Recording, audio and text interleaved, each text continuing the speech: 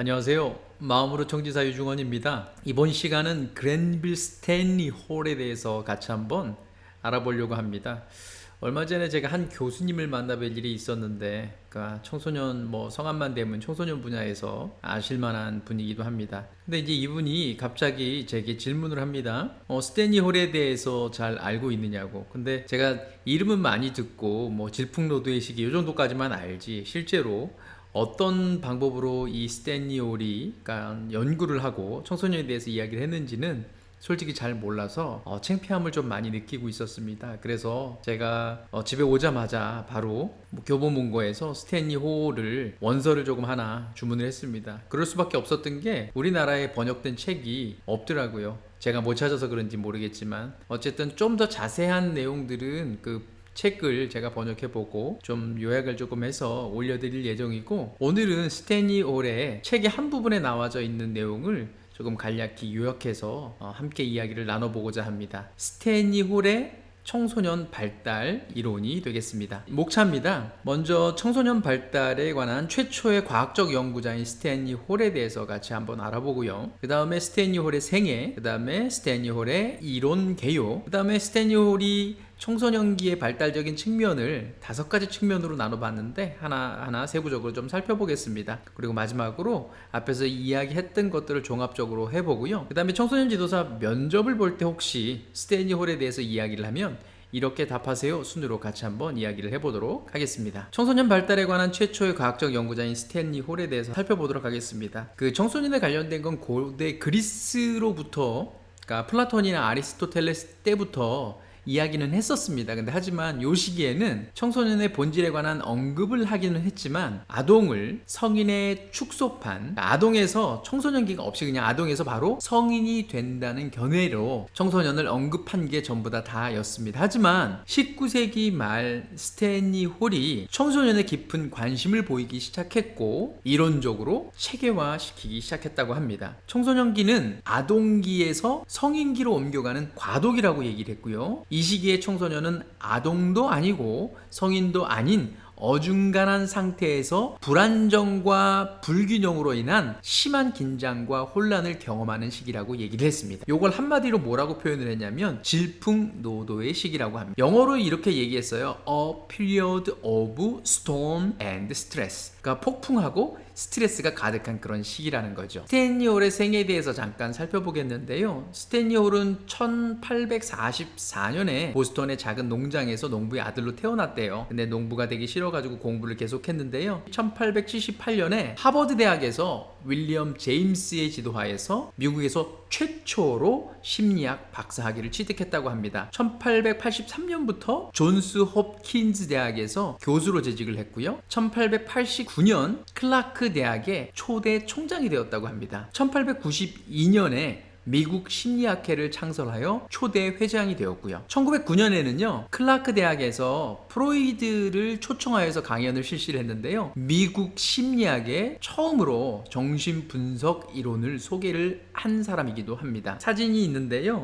사진을 보면 아래쪽에 제일 가운데 있는 분이 홀 선생님이 되겠습니다. 그리고 오른쪽에 있는 이 사진이 클라크 대학이라고 합니다. 청소년 심리학의 아버지라고 얘기를 합니다. 1904년에 청소년기, 그러니까 Adolescence라는 책을 1권, 2권, 2권의 저서를 출간을 했대요. 제가 나중에 세부적으로 이야기를 할 거고요. 여기에 다양한 내용을 가지고 인간의 발달에 관련된, 그리고 이제 청소년, 그리고 청년이라고도 얘기를 하는데 청소년기의 발달에 관련된 내용들이 여기에 들어가 있게 됩니다. 그러니까 신장과 체중의 성장, 성적 발달, 청소년기의 사랑, 사회적 본능과 제도, 지적 발달과 교육, 청소년 비행과 부도덕성, 범죄, 그리고 신체와 정신병 등을 다루었습니다. 그리고 한 가지 추가할 만한 것은요, 1922년에 노년기, 인생의 후반부라는 책을 집필을 하였다라고 합니다. 스탠리 홀의 이론 개요를 좀 살펴볼 건데요. 스탠리 홀은 이런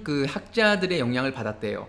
다윈, 해켈, 라마르크 그리고 루소의 영향을 받았다라고 하는데요. 다윈의 생물학적 진화론의 개념을 인간 발달의 연구에 적용을 했습니다. 내용을 잠깐 살펴보면 인간의 모든 발달은 유전적 요인에 의해서 결정된다. 유아기나 아동기의 환경의 영향은 거의 무시되었습니다. 청소년기에 오면 개인의 발달은 유전과 환경의 상호작용에 의해서 이루어진다라고 이야기를 했습니다. 해켈의 반복 원칙, 개체 발생은 계통 발생에 집약된 반복을 연구해서 적용을 했는데요. 그러니까 태내 발달은 인간의 진화 과정과 매우 비슷한 발달 단계를 거친다라고 이야기를 했습니다. 해켈은 또 반복 원칙을 출생 후의 발달에도 적용을 했는데 이걸 재현 이론이라고도 이야기를 합니다. 개인의 발달 또한 유아기로부터 청소년기를 거쳐 성인이 된다라고 해켈은 이야기를 했습니다. 그 다음에 영향을 받은 사람이 라마르크라는 사람인데요. 라마르크는 형질도 유전이 된다라는 말을 했는데 이거에 영향을 받았습니다. 개인 행동은 개인의 구조에 영향을 미치고 또 유전된다라는 건데요. 요거를 용불용설이라고도 이야기를 합니다. 네 번째 학자는요, 루소인데요. 루소의 자연주의 사상에 영향을 받았습니다. 아동기까지는 방임 상태에 두다가 교육이 가능해지는 청소년기가 되면 교육자가 개입해서 지도하도록 권장한다라고 이제 루소는 이야기를 했는데요. 자, 요 내용을 스탠리 홀이 이 네 개의 학자들의 내용들을 바탕으로 어떤 이론화 정립을 한 거라고 이야기를 합니다. 스탠리 홀은 인간의 발달 단계를 이렇게 네 단계로 나눴는데요. 유아기, 아동기, 그 다음에 전 청소년기, 그 다음에 청소년기 이렇게 네 개로 나눴는데요. 요 세부적인 내용들은 여러분들이 잠깐 멈춰놓고 살펴보시면 되고요. 특별히 여러분들이 집중해서 보셔야 될 게 질풍노도의 시기입니다. 청소년기는 신체적, 정서적으로 불안정한 상태로서 감정 기복이 많은 시기이다. 홀은 청소년기를 질풍노도의 시기로 봤습니다. 즉 그 이후에 에릭슨이나 미드는 이런 입장에서 반대를 취하긴 했는데 어쨌든 홀은 질풍노도의 시기에 대해서 이야기를 했다라는 거 꼭 머릿속에 기억해 두시기 바랍니다. 홀은 생물학적 과정이 사회성 발달을 유도한다고 믿고 있었습니다. 홀에 의하면 사춘기에 일어나는 생물학적 변화가 이송교제와 같은 보다 복잡한 사회적 관계에 영향을 미친다고 이야기했습니다. 그리고 청소년 교육과 관련해서 홀은 과학적 사고, 도덕성, 예절 교육 등이 15세 이후에 집중적으로 이루어져야 한다고 주장을 했습니다.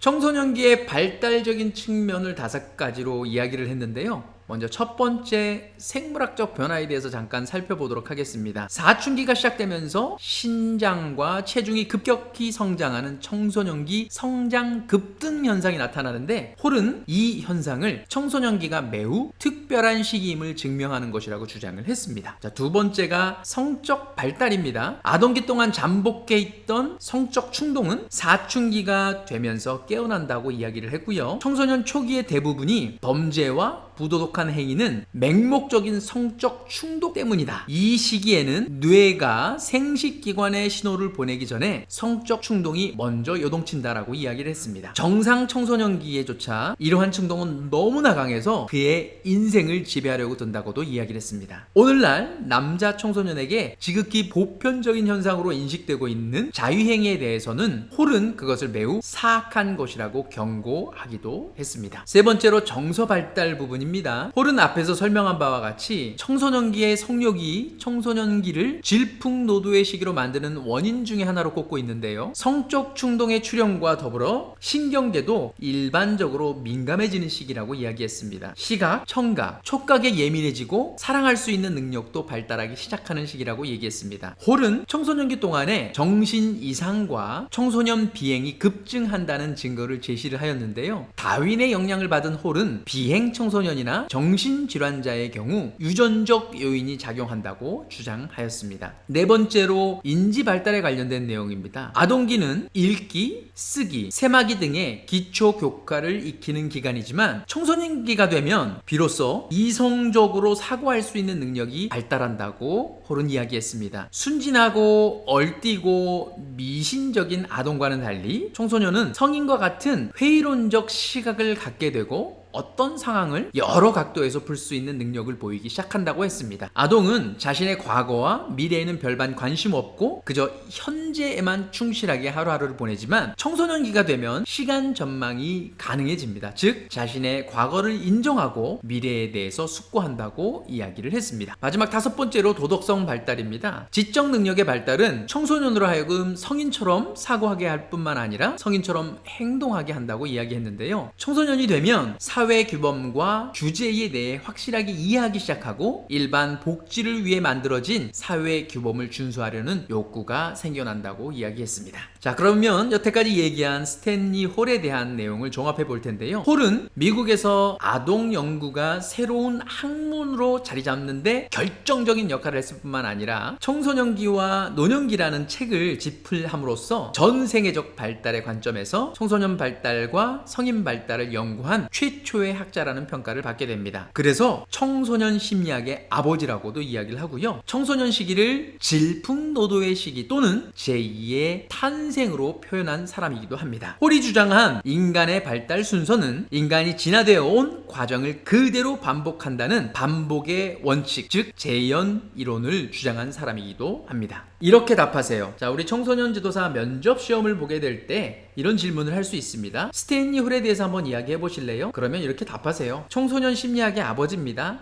청소년 시기를 질풍노도의 시기 또는 제2의 탄생기로 표현하신 학자인데요. 인간의 발달 순서를 유아기, 아동기, 전 청소년기, 청소년기로 이야기를 했습니다. 그리고 마지막으로 인간의 발달은 인간이 진화되어 온 과정을 그대로 반복한다는 반복의 원칙, 즉 재현 이론을 주장한 사람이기도 합니다. 제가 이걸 공부를 해보면서 이렇게 중요한 스탠리 홀, 이 학자에 대해서 제가 공부를 제대로 하지 않았다는 게 솔직히 창피한 마음이 들었습니다. 앞으로 제가 스탠리 홀에 대한 책을 조금 더 연구하고 분석해서 여러분들과 함께 공유를 해보고자 합니다. 끝까지 경청해 주셔서 감사합니다.